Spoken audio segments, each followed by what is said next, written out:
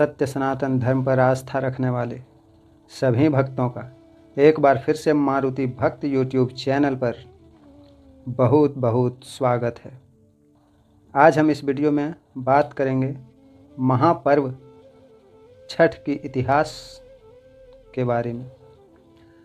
सबसे पहले किसने किया था, इसका नाम छठ क्यों पड़ा, खरना का क्या महत्व है, नहाय खाए का क्या महत्व है, इसमें क्या किया जाता है, इन सभी बातों पर अर्थात छठ से संबंधित जितने भी सवाल आपके मन में उठ रहे हैं उन सभी सवालों का जवाब इस वीडियो में मैं कोशिश करूंगा देने का।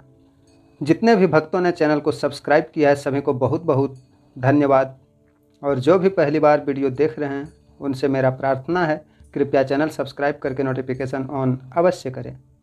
चलिए आप सभी का समय ज़्यादा न लेते हुए हम वीडियो स्टार्ट करते हैं। छठ पर्व, इसको छठ भी बोला जाता है, षष्ठी पूजा भी बोलते हैं। इसका एक अलग ही आनंद है, चाहे वो बिहार हो, यूपी हो, झारखंड हो, नेपाल हो, चाहे पूरा हिंदुस्तान आप बोल सकते हैं, या फिर जितने भी जहाँ भी देश हो विदेश हो कहीं भी हिंदू भाई लोग हैं तो उन लोगों का कार्तिक महीना पड़ते ही एक अलग जोर शोर से तैयारियां शुरू हो जाती है। छठ पूजा जो है कार्तिक शुक्ल पक्ष के षष्ठी को मनाया जाने वाला एक हिंदू पर्व है। सूर्योपासना का यह अनुपम लोक पर्व मुख्य रूप से बिहार, झारखंड, पश्चिम बंगाल, पूर्वी उत्तर प्रदेश और नेपाल के तराई क्षेत्रों में मनाया जाता है। कहा जाता है यह पर्व मैथिली, मगही और भोजपुरी लोगों का सबसे बड़ा पर्व है। यह उनकी संस्कृति है। छठ पर्व बिहार में बड़े धूमधाम से मनाया जाता है। यह पर्व बिहार या पूरे भारत का ऐसा एकमात्र पर्व है जो वैदिक काल से चला आ रहा है और अब तो यह बिहार की संस्कृति बन चुका है।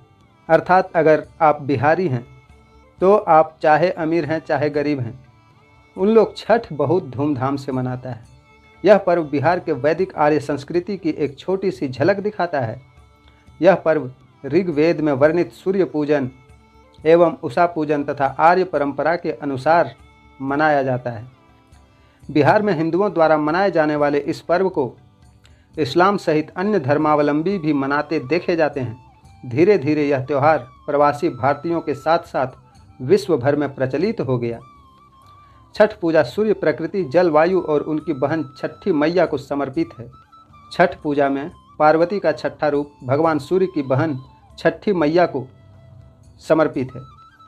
इस महापर्व में छठी मैया की देवी के रूप में पूजा जाता है। यह चंद्र के छठे दिन काली पूजा के 6 दिन बाद छठ मनाया जाता है। मिथिला में छठ के दौरान मैथिली महिलाएं मिथिला की शुद्ध पारंपरिक संस्कृति को दर्शाने के लिए बिना सिलाई के शुद्ध सूती धोती पहनती है। इसकी शुरुआत जो है ऐतिहासिक रूप से मुंगेर सीता मनपत्थर अर्थात सीताचरण मंदिर के लिए जाना जाता है, जो मुंगेर में गंगा के बीच में एक शिलाखंड पर स्थित है। ऐसा माना जाता है कि माता सीता ने मुंगेर में छठ पर्व मनाया था। इसके बाद ही छठ महापर्व की शुरुआत हुई। इसलिए मुंगेर और बेगूसराय में छठ महापर्व बड़ी धूमधाम से मनाया जाता है। एक और कथा के अनुसार प्रथम देवासुर संग्राम में जब असुरों के हाथों देवता हार गए थे, तब देव माता अदिति ने तेजस्वी पुत्र की प्राप्ति के लिए देवारण्य के देव सूर्य मंदिर में रनबे अर्थात छठी मैया अपनी पुत्री की आराधना की थी। तब प्रसन्न होकर छठी मैया ने उन्हें सर्वगुण संपन्न तेजस्वी पुत्र होने का वरदान दिया था। इसके बाद अदिति के पुत्र हुए त्रिदेव रूप आदित्य भगवान, जिन्होंने असुरों पर देवताओं को विजय दिलाई। कार्तिक मास की अमावस्या को दिवाली मनाने के बाद मनाए जाने वाले इस 4 दिवसीय व्रत की सबसे कठिन और महत्वपूर्ण रात्रि कार्तिक शुक्ल षष्ठी को होती है। कार्तिक शुक्ल पक्ष के षष्ठी को यह व्रत मनाए जाने के कारण ही इसका नाम छठ व्रत पड़ा। छठ पूजा साल में 2 बार होती है, एक चैत मास में और दूसरा कार्तिक मास में। शुक्ल पक्ष की चतुर्थी तिथि, पंचमी तिथि, षष्ठी तिथि और सप्तमी तिथि तक इसे मनाया जाता है। षष्ठी देवी माता को कात्यायनी माता के नाम से भी जाना जाता है। नवरात्रि के दिन में हम षष्ठी माता की पूजा करते हैं। षष्ठी माता की पूजा घर परिवार के सभी सदस्यों के सुरक्षा एवं स्वास्थ्य लाभ के लिए बहुत ही महत्वपूर्ण होता है। भारत के लिए छठ एक प्रसिद्ध पर्व है। छठ पर्व मनाते किस प्रकार हैं, तो इस बारे में अगर हम बात करें तो यह पर्व 4 दिनों का है।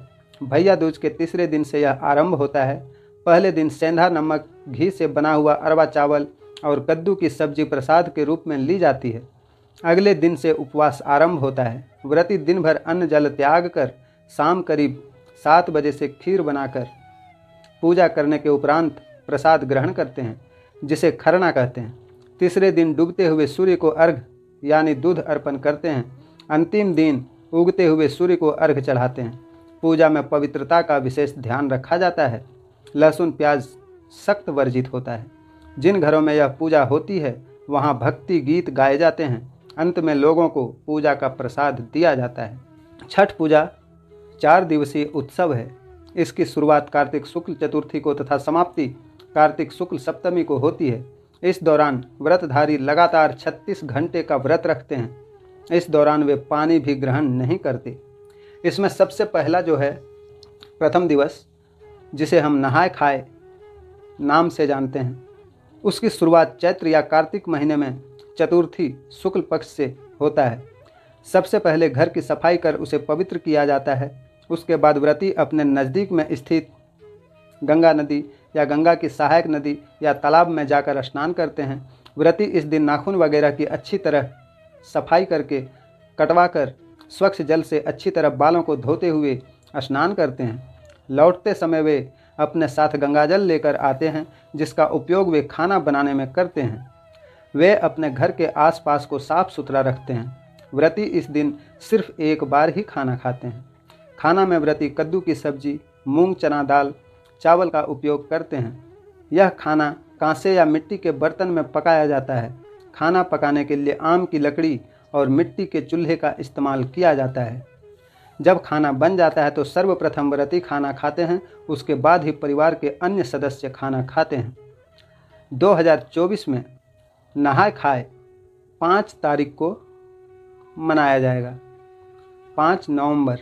उसके बाद इसका दूसरा दिन, जिसे खरना या लोहंडा के नाम से जाना जाता है, यह भी चैत्र या कार्तिक महीने के पंचमी को मनाया जाता है।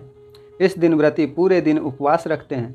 इस दिन व्रती अन्न तो दूर की बात है, सूर्यास्त से पहले पानी की एक बूंद तक ग्रहण नहीं कर सकते। शाम को चावल, गुड़ और गन्ने के रस का प्रयोग कर खीर बनाया जाता है। खाना बनाने में नमक और चीनी का प्रयोग नहीं किया जाता। इन्हीं 2 चीज़ों को पुनः सूर्य देव को नैवेद्य देकर उसी घर में एकांत करते हैं, अर्थात एकांत रहकर उसे ग्रहण करते हैं। परिवार के सभी सदस्य उस समय घर से बाहर चले जाते हैं ताकि कोई शोर न हो सके। एकांत से खाते समय व्रती हेतु किसी तरह की आवाज़ सुनना पर्व के नियमों के विरुद्ध है। पुनः व्रती खीर खाकर अपने सभी परिवारजनों एवं मित्रों रिश्तेदारों को वही खीर रोटी का प्रसाद खिलाते हैं। इस संपूर्ण प्रक्रिया को खरना कहते हैं। 2024 में ये खरना 6 नवंबर को मनाया जाएगा। प्रसाद वितरण करने के बाद अगले 36 घंटों के लिए व्रती निर्जला व्रत रखते हैं। मध्य रात्रि में व्रती छठ पूजा के लिए विशेष प्रसाद, ठेकुआ आदि बनाते हैं। उसके बाद आता है महापर्व का तीसरा दिन, जिसे संध्या अर्घ के नाम से जाना जाता है। चैत्र या कार्तिक शुक्ल षष्ठी को मनाया जाता है। पूरे दिन सभी लोग मिलकर पूजा की तैयारियां करते हैं। छठ पूजा के लिए विशेष प्रसाद जैसे ठेकुआ, चावल के लड्डू बनाया जाता है। छठ पूजा के लिए एक बांस की बनी हुई टोकरी, जिसे दौरा कहते हैं, पूजा में प्रसाद फल डालकर देवकारी में रख दिया जाता है। वहाँ पूजा अर्चना करने के बाद शाम को एक सूप में नारियल, 5 प्रकार के फल और पूजा का अन्य सामान लेकर दौरा में रखकर घर का पुरुष अपने हाथों से उठाकर छठ घाट पर ले जाता है। यह अपवित्र न हो, इसलिए इसे सर के ऊपर की तरफ रखते हैं। छठ घाट की तरफ जाते हुए रास्ते में प्रायः महिलाएं छठ का गीत गाते हुए जाती है। नदी या तालाब के किनारे जाकर महिलाएं घर के किसी सदस्य द्वारा बनाए गए चबूतरे पर बैठती है। नदी से मिट्टी निकालकर छठ माता का चौरा बना रहता है, जो उसमें अच्छा से साफ सफाई करके फिर सामान उस पर रख दिया जाता है। नारियल चढ़ाते हैं और दीप जलाते हैं। सूर्यास्त से कुछ समय पहले सूर्य देव की पूजा का सारा सामान लेकर घुटने भर पानी में जाकर खड़े हो जाते हैं और डूबते हुए सूर्य देव को अर्घ देकर 5 बार परिक्रमा करते हैं। इसमें जितने भी फल या जो भी रखा जाता है वो बिल्कुल कटा हुआ नहीं होना चाहिए। आप इसमें गन्ना रख सकते हैं, हल्दी रख सकते हैं, नारियल, नींबू, संतरा, ओल, ये सब चीज़ आप रख सकते हैं। इसके अतिरिक्त दीप जलाने हेतु नए दीपक, नई बत्तियाँ व घी ले जाकर घाट पर दीपक जलाते हैं। इसमें सबसे महत्वपूर्ण अन्न जो है वह है कुसही केराव के दाने, जो टोकरे में लाए तो जाते हैं पर संध्या अर्घ में सूर्य देव को अर्पित नहीं किए जाते। इन्हें टोकरे में कल सुबह उगते सूर्य को अर्पण करने हेतु सुरक्षित रख दिया जाता है। बहुत सारे लोग घाट पर रात को ठहरते भी हैं और कुछ लोग वापस घर भी आ जाते हैं। 2024 में संध्या अर्घ जो है छठ का, वो 7 तारीख को मनाया जाएगा। अब आता है छठ पूजा का अंतिम और चौथा दिन, कार्तिक शुक्ल सप्तमी की सुबह। इसमें उदयमान सूर्य को अर्घ दिया जाता है। सूर्योदय से पहले ही व्रती लोग घाट पर उगते सूर्यदेव की पूजा हेतु पहुंच जाते हैं और शाम की हर तरह उनके पूजन परिजन उपस्थित रहते हैं। संध्या अर्घ में अर्पित पकवानों को नए पकवानों से प्रतिस्थापित कर दिया जाता है, परंतु कंद, मूल, फल आदि वही रहते हैं। सभी नियम विधान संध्या अर्घ की तरह ही होती है। सिर्फ व्रती लोग इस समय पूरब की ओर मुंह कर पानी में खड़े होते हैं और फिर पूजा अर्चना समाप्त होने पर घाट का पूजन होता है। वहां उपस्थित लोगों में प्रसाद वितरण करके व्रती घर आ जाते हैं और घर पर भी अपने परिवार आदि को प्रसाद वितरण करते हैं।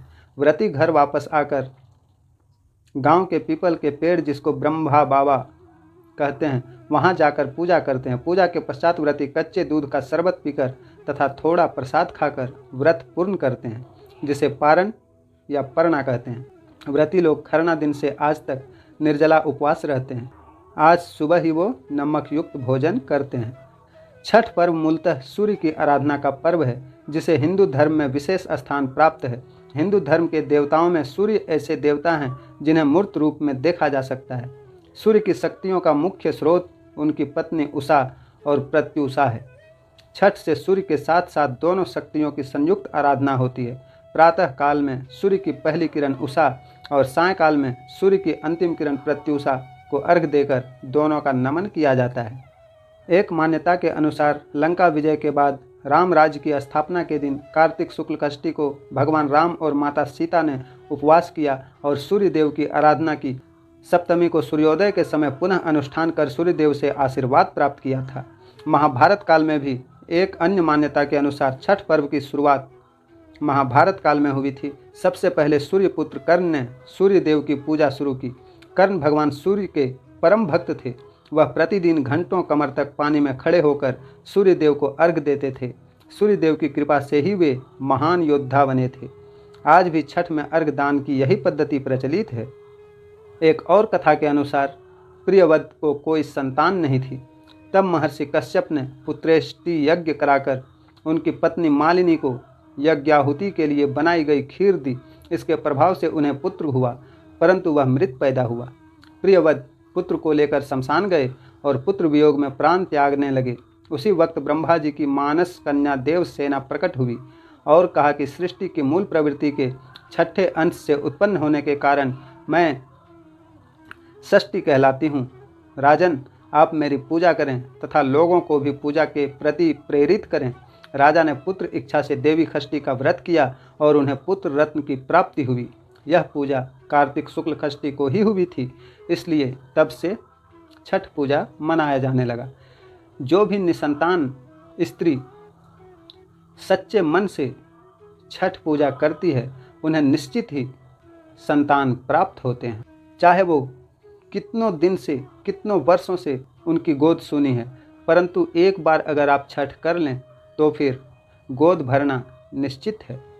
इस पर्व को कोई भी कर सकता है, जो भी इसकी पवित्रता का ध्यान रख सके और जो नियम पूर्वक इसे कर सके वो इसे कर सकता है। इसमें जाति की कोई बंधन नहीं है। तो आज की वीडियो में यहीं तक। उम्मीद करता हूँ आप सभी को वीडियो पसंद आई होगी। अगर पसंद आई तो ये हमारे लिए सौभाग्य की बात है। मिलते हैं फिर किसी नेक्स्ट वीडियो में नेक्स्ट डे। तब तक के लिए हमें आज्ञा दें। आप सभी जहाँ रहें मस्त रहें, बिंदास रहें और धूमधाम से छठ मनाएं। किसी प्रकार की कोई हुड़दंगबाजी ना करें और न ही किसी को परेशान करें। जय छठी मैया।